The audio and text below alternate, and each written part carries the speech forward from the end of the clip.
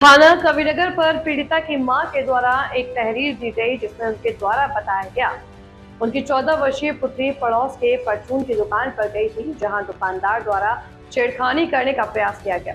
इस सूचना पर थाना कविनगर पर सुसंगत धाराओं में अभियोग पंजीकृत कर दिया गया है। अभियुक्त बब्बल चौधरी। योगी जी, ये मेरा मैसेज आपके लिए है। आप कहते हो हर मोड़ पे यमराज खड़े हैं औरत की सुरक्षा के लिए।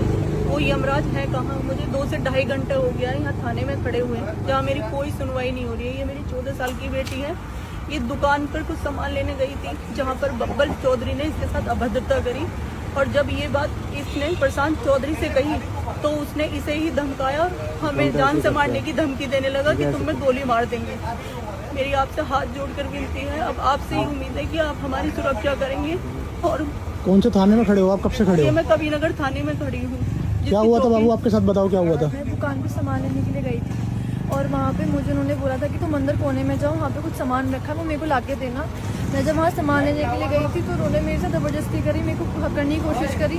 और जब मैंने उन्हें धक्का दिया तो उन्होंने मेरे को गलत जगह छुआ। और जब मैं भागती हुई बाहर गई तो मैंने प्रशांत भाई को ये सब बातें बताई।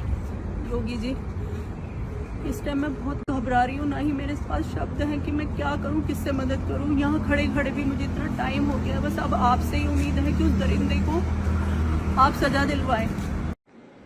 थाना कविनगर पर पीड़िता की मां के द्वारा एक तहरीर दी गई, जिसमें उनके द्वारा बताया गया कि उनकी 14 वर्षीय पुत्री पड़ोस के परचून की दुकान पर गई थी, जहां दुकानदार द्वारा उसके साथ छेड़खानी करने का प्रयास किया गया।